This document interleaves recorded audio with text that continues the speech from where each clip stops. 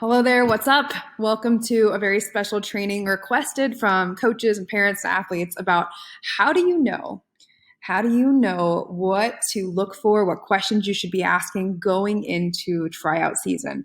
I know this time of year is always crazy. It's full of a lot of anxiety, a lot of excitement, sometimes a lot of frustration, not only for athletes and for parents, but also for coaches. So in this video, I'm going to share with you guys the top 7 most important questions that you should be asking if you're a parent or an athlete going into next season. And really, if you're a coach, the same kinds of questions to make sure that you're setting yourself up for success when you're looking for a team. Now, I will share, let me just show you real quick. I'm going to flip over to a different screen. So make my face small down here in the corner. If I can, we'll see. To zoom out a little bit. Let's see. There we go. So I have this whole long list of questions, amazing questions from coaches and parents and athletes that were specific about, how do they handle different challenges from this last year? So for example, should I play on a team with better coach or better teammates? Simple one. Or how do I know if a coach is a good coach? Let's see, how do I know if my coach is yelling just to yell or yelling to teach? And some of them are very specific, like should I play on a national team or should we travel? All those kinds of things, all really great questions. But there's so many here and there's so many very specific ones. Before I dig into those, I am going to make a very special Facebook group where each day I will answer 3 of these questions, maybe more if I have time. But I'm going to spend probably about 30 to 40 minutes every day for the next several days or next couple weeks going through these questions and answering them specifically. So if you are one of the athletes or parents that did submit a question ahead of time, I want you to know that I'm going to do my best to kind of give you a big picture of some questions you should be asking. And then I will answer specific questions going forward over the next few days, just to be respectful of everyone's time watching this video. Final note, if you are a coach or a parent or an athlete, I'm going to go over the top 7 questions, but I actually have a list of around 22 questions for athletes and around 22 questions for parents to inspire you to ask questions that sometimes we don't think about going into the beginning of a new season. I will share just from, by the way, if you don't know me and you're watching this video, my name is Jen Starkey. I'm a mental performance coach. I specialize in fast pitch softball and helping teams be able to perform better. And the reason why I'm so passionate about this particular topic is because I believe that the number one indicator or the number one factor that is going to have an impact on your athletes, or if you're the athlete, on your personal mental performance and your mental game, it's going to be the people you surround yourself with. Because we've all been on teams where we haven't felt supported, whether it's in work or at school or in softball. As a coach, I know as a travel coach, I've been in that situation before too, where sometimes you end up with coaches around you that don't support your own mental game, your own positive psychology. And so we can talk about elite mental performance strategies, and I work with a lot of athletes and teams on those things. But the reality is the community that you're in, the team that you're on, is going to have the biggest factor of that. They talk about, who are the top 5 people that you surround yourself with? Well, your team that you choose, the people that you practice with, the people that you're spending your weekends with, your time with, that is going to have the biggest impact on your joy, your focus, your drive, your motivation, not only now, but in the future. And so this is a big decision, but it doesn't have to be so stressful. There are ways that you can make it a little bit easier for yourself. And my intent is in this training, I'm going to give you some questions that will help make it easier for you to be really clear about what you want and what you don't want. I think so often I hear parents, they're having conversations about what teams they're going to try out for at work. Sometimes I think we ask the questions that are the questions we think we should be asking. And maybe those questions that we think we should be asking aren't really the right questions for you and for your family.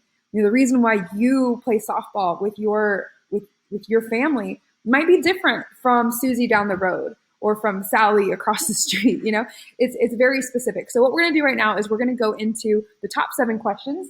And then I'm also going to share with you, there is a link in the description below this video where you can download all of my questions. And again, they're really designed to inspire you because maybe there's other questions that you should be asking.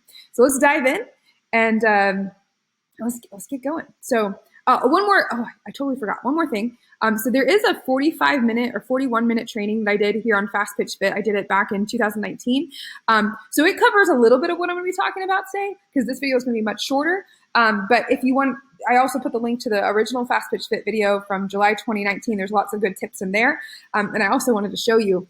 So this was inspired because whenever I was travel ball coaching, and now I don't have time to do that because I work with so many organizations and teams that I don't coach my own team. I actually work with and consult with teams all across the country and organizations and athletes all across the country. But when I was coaching myself, I didn't want to be in the situation where I had 100 or 150 athletes coming to my tryout and I'm just judging them only based on their performance that day. Right. And I know a lot of organizations and teams, they have these big tryouts. And as an athlete, it's frustrating. And then on the reverse side, they've got these private tryouts where you go and it's just you. And as a coach, that takes a lot of time and a lot of commitment. It takes time. I know a lot of coaches don't even sleep during this time. And you're out there and you're just spending a lot of time trying to weigh through, I've got to make this decision. And then there's all this pressure of like, well, I need a decision by this time. And so as a coach, I was looking for a way that I could filter through some of the noise to make sure that first I was attracting like-minded people that valued the same things that I did as a coach, and to make sure that before I spent any of your time as a player or a parent on the field, I wanted to make sure that we were going to be a good fit based on our goals, and that, yeah, maybe I could coach your player on the field based on her performance, but I wanted to make sure that she was going to fit into the culture that I was building for the team, and vice versa.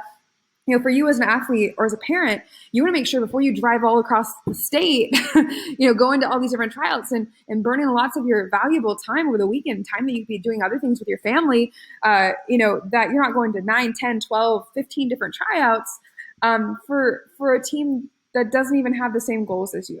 And so by putting together these questions ahead of time, you can save a lot of your time. I will say as a coach, what I did is I put a document together that was very clear, very specific about my coaching philosophy, how many pitchers I would carry, all the questions you always get. So that was out there ahead of time before people ever showed up, so it wouldn't waste my time. And I don't want to waste your time. And then these questions are questions, the ones I'm going to share with you right now, the long ones, the 22 ones, those are questions actually put in a type form. So that meant before players or parents were even invited, they could not come try out for me until they filled out this questionnaire. And so you can see, like, I have, so let me zoom around here. I had all these different questions. What is the number one thing you learned last season? What's the short version of why you're looking for a new team this year? What's the most important thing for you that you're looking for in a team? And there's tons of these questions. In fact, I put them into this document so that way you could swipe and deploy the whole thing if you want to. I'll show you an example. For parents, I actually asked, on the field, what's the most important factors in selecting a travel softball team? Is it coaching quality, parent camaraderie, those kinds of things? And if you're a coach or if you're a parent, here, I'll give you another example. Let's scroll down here. As a parent, how are you willing to help out the team? And gave all these different areas. And I had a parent that was like, quite frankly, I'm not interested in helping at all. Well, great. I'm glad that I know up front, because I wouldn't want to have that expectation of a parent that they're going to help in one of these areas and then them not, because that creates unnecessary tension that doesn't need to be there. And so it's a really great way to go into a season with very clear expectations of each other, what we're willing to do, so we can have a successful season. So with that said, all of these questions, there's a ton of them. I'll show you. Coaches, I put all of these into a form. You could take them as a baseline. You can add your questions to them. Especially, there's a difference between the questions you might ask if you're at the 12 and under, 10 and under, 14 and under development levels versus the 14, 16, 18 recruiting levels. So hopefully, I think I covered all the bases. Let's dig in. Let's do it. Okay, so the number one question we're going to start with is, what was the highlight of your season last year, and what are you most grateful for? Let me tell you why this is the first question that we want to ask before we ask the rest. Number one, when you're creating plans for the future, when you're envisioning what you want, if you start asking questions from a state of negativity, meaning you're angry, you're frustrated, you're feeling rejected, you're disappointed, you're whatever emotion, if you're not in a positive mentality, it is going to affect every decision that you make from that point forward. And so you're not going to be in the mindset that you need to be able to even create a vision for what you want this year. Also, when you ask this question, what was the highlight of your season? When you ask that question, it's going to It's going to help you be able to get really clear about what's most important to you. So make sure that you start with that because it's going to help you get clear on the rest of the questions. Question number 2. How do you know if you have had a successful season, or how will you know if you've had a successful season next year? Okay. Number 1, it's like, how do you know if it was successful for your team? How do you know if it was successful for your family? And then there's also your current self and your future self. Sometimes we look at a season and we're so like frustrated with our playing time that season, or with the fact maybe you had an injury or something, that your current self feels like it was a wasted season, right? Your current self feels like, man, this is not what I was expecting. This is not what I was wanting. And the reality is, but maybe in this season, you learned a lesson that's going to change the way you make decisions forever going forward. So the question is, how do you know if next year is a successful season for the current self and for your future self? For example, you might not get a lot of playing time, but you improve so much because you're being driven by your teammates, that your future self is able to go get that scholarship because you grew so much, right? So there's a difference between the right now win and the future win, and you need to be clear on both of those. So how do you know before you enter next season? Most people are disappointed in June and July and August. They're disappointed because they never got clear about what would a winning season look like for you. And so once you take a second and be like, you know what, this is what a win would look like for me. Now you can actually remember that going into the end of the next season. So when things don't go as planned, you're like, you know what, but it was successful because I improved, I made this relationship, and I had this opportunity, right? And if we focus on that ahead of time, you'll be set up for success down the road. Number 3, what is something that you learned this season that you would not want to repeat next year? Or what would you want to improve on? So this is important too, because sometimes we forget to reflect. Like, where did we mess up? Where was the mistake? What is the thing I don't want going into next season? So we want to get clear on what do you want, and also what don't you want? Because sometimes we get so excited about all the great things, we ignore red flags. And that's true. That's true when you're a coach. It's true when you're a parent and when you're a player. And so coaches, this one is also for you. It's like, if you have this experience with this type of parent and you don't want to recreate that, let's get really clear of how you're going to change that, shift that, improve upon that. Maybe you responded in a way as a parent or as a coach or as a player that you wouldn't want to take that course of action next year. And so we want to learn from that as well. Number 4, I like this one. What are the 3 most important qualities that you are looking for in a coach? And here's the key. How would those qualities be demonstrated by their actions? Right? So, some people might say they want to recruiting support. Well, what does that look like in terms of what does that actually mean? Are you expecting them to make phone calls for you, or expecting them to provide you guidance? What does that actually mean? Okay. Number 2. Sorry, I had to move spots, so I'm going to jump back in here. So now I'm outside for a second. We had some guests come in. So let's jump back in. So I was talking about what are the 3 most important qualities you're looking for a coach and how would they be demonstrated. So we talked about if it's recruiting, what does that look like? If it's personalized support and feedback, like what does that mean? How often are you expecting them to check in with you? I know for me as a coach, I put it on my players in the beginning, like, hey, I'm going to show up and support the team in this way. And then if you're wanting additional support or if you're wanting additional help, it's up to you to come and ask for it, right? So what are those qualities that you're looking for in a coach and how are they demonstrated? And vice versa, if you're a coach, what are the 3 most important qualities that you want to bring to the table as a coach for your team, for your family? What is that? And how do you intend to demonstrate that through your actions? A lot of players were asking, like, how do I know if my coach is a good fit for me? Right? And how do I know if they really care about me and my future? It's like, well, like what you have to ask yourself as a player, like, what do you expect of them? And then we're gonna dive more into that here in just a second about how you're gonna show up in order to receive that. And then let's see where we're at. We're at for your teammates. Okay, so then what are the 3 most important qualities that you're looking for in your teammates, and how would those qualities be demonstrated in action for your teammates? One of the biggest challenges as an athlete is when you feel like you're working harder than everybody else on your team. It creates a lot of resentment and a lot of frustration and a lot of stress. And that stress, that resentment is not something you want with your teammates. Sometimes you have to appreciate that you might have a teammate that makes the team better and they play their role, but they don't have the same level of commitment as you. And that can be a frustrating thing, but that's going to be true in life, right? So the reality is you have to make a decision about what it is that you're wanting in a team, and how does that team get made up, right? Because if every single person is wanting to travel across the country and you're not, that's probably not going to work, right? Unless you're that extra player that's willing to play a role when you're at local, and then that way your other teammates can go, play volleyball or basketball or something like that, and you understand that you get this opportunity to play with this great team that's going to challenge you.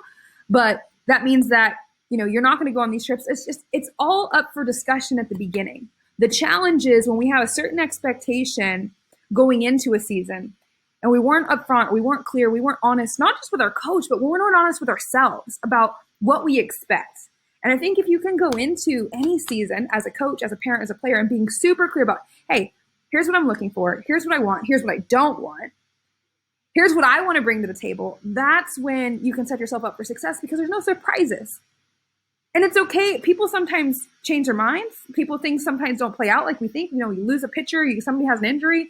I was on a team one time when I had an assistant coach. I was so excited about this assistant coach, and her dad had a traumatic brain injury in the middle of the season. It changed everything for our team, right? And sometimes things like that happen. And really, that's the reason why the quality of your teammates is so important to be clear on, because you want to know that this is not just somebody you go out on the softball field with. What you're choosing are people that you're going to spend a lot of time with. And these are people that could potentially play a huge role in your future. And so you want to be clear about what are you looking for in those kinds of people, not just ball players.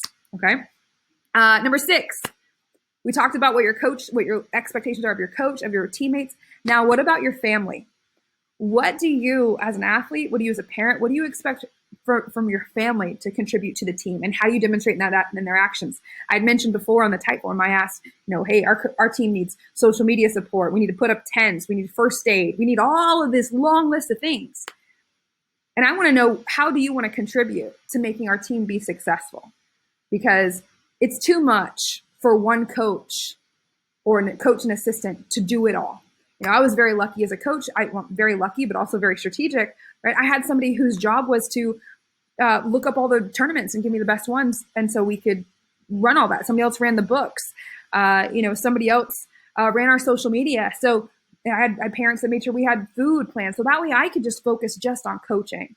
And so it's important to be really clear about what are you willing to contribute and what are you not.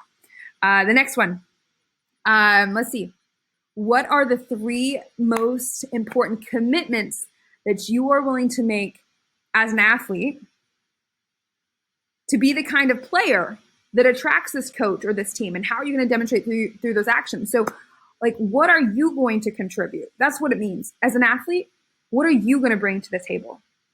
And how are you going to commit to showing up? Because a lot of people say, well, here's what I want my coach to do for me. Here's what I want my team to do for me. Here's what I want the organization to do for me. And very few people take the time to really make out a list of here's what I'm going to bring this season, and here's what I'm not going to bring this season.